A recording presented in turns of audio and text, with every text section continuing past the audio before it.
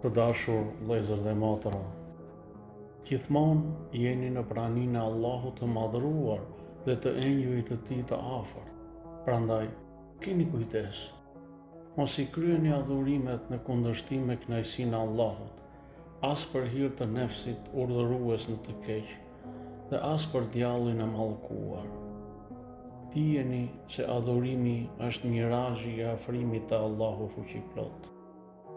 Nëse nuk keni turp dhe gënjeni në praninë të Allahut dhe të engjëjt të afërt, apo shpifni, apo bëheni mendjemllë, atëherë nuk do të keni turp për asgjë. Ku dallon adhurimi juaj nga mëkatet e mëkatarëve, veçanërisht mburrja? Mburrja është shirk, politeizëm. E shëmtuara e saj e ka burimin se ju nuk e keni kryer adhurimin për hir të Allahut fuqiplot.